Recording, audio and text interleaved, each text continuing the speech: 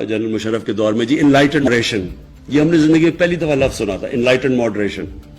किसी को नहीं पता क्या है इनलाइटेंड मॉडरेशन।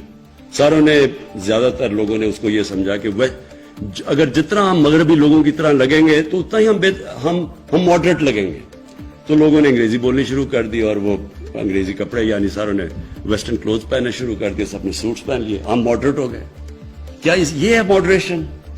सो ये प्लीज समझ, ये एहसास कमतरी, जब आपने कॉन्फिडेंस चला जाता है तब एक कौम ऐसी हरकतें करती है। हमें सिर्फ एक इमेज प्रमोट करना है, एक खुददार कौम जो अपने पैर पे खड़ी है, जिसमें अपने अंदर कॉन्फिडेंस है, जो बिलीव करती है, अपने फ्यूचर के अंदर बिलीव करती है, वो किसी के ऊपर रिलाय नहीं करती, किसी से कर्ज या भीख नहीं मांगती, तब दुनिया इज्जत करती है।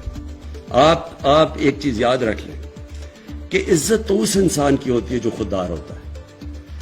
आप एक्सपेरिमेंट कर लें, गरीब से गरीब आदमी होगा जिसमें गैरत और खुददारी होगी, आप उसकी इज्जत करेंगे। अमीर से अमीर आदमी भी झुका हुआ होगा, कोई दुनिया में उसकी इज्जत नहीं करता। तो हमें जो जिस तरफ जाना है, एक खुददार पाकिस्तान की तरफ जाना है, और फिर जो बड़ी सोच रखने वाला मुल्क हो। देखिए, कौमें वो बढ़ती हैं जो बड़ी सोच रखती हैं। इंसान वो बड़ा होता है जिसकी सोच बड़ी होती है। जो सोचता ही थोड़ा सा है, छोटी उसकी ड्रीम्स ही थोड़ी सी है, तो वो कभी बड़ा इंसान नहीं बनता। कभी अगर मसलन मैंने क्रिकेटर बनना है, तो अगर मेरी ड्रीम है क्लब क्रिकेटर ही बनने की है, तो मैं वही बनूंगा। जितनी मेरी ड्रीम बड़ी होगी उतनी मेरी एस्पिरेशंस होंगी, उतने ऊपर जाऊंगा। तो कौम को ये नहीं सोचना चाहिए हम दुनिया को खुश करते फिरे जी, सॉफ्ट इमेज बताएं जी हम भी बड़े। ये ऐसे, पहले हमने गलती की, किसी की जंग में हमने शिरकत की, हमारी वो जंग ही नहीं थी, हमें उसमें कभी जाना ही नहीं चाहिए था। पाकिस्तान का क्या ताल्लुक था 9/11 के साथ? हम उनकी वजह से उनको प्रेशर में आके तो हम उनकी जंग में शिरकत कर गए। जंग में शिरकत करके क्या हुआ? पहले हमने 80s के अंदर उनकी जंग में शिरकत करके जिहाद को ग्लोरीफाई कर दिया।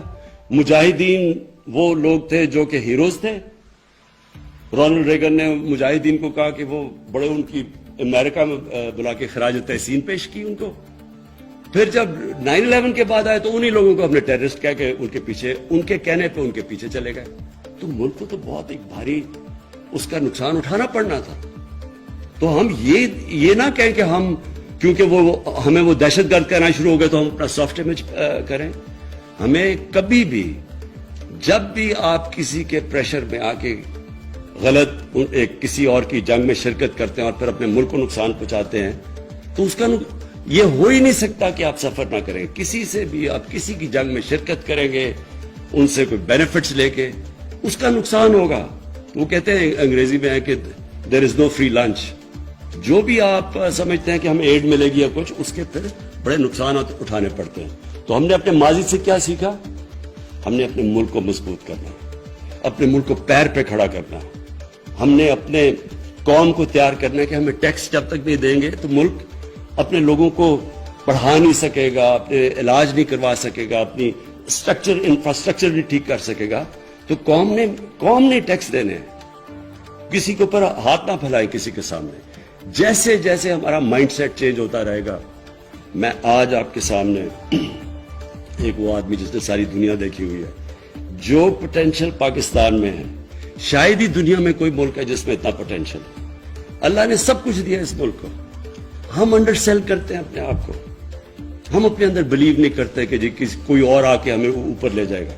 यही कौम, जिस दिन हम आहिस्ता आहिस्ता हमारे अंदर ये कॉन्फिडेंस आ गया कि हम दुनिया की किसी भी कौम का मुकाबला कर सकते हैं, ये कौम ऊपर उठ जाएगी। सब कुछ है यहाँ, कोई चीज, किसी चीज की कमी अल्लाह ने नहीं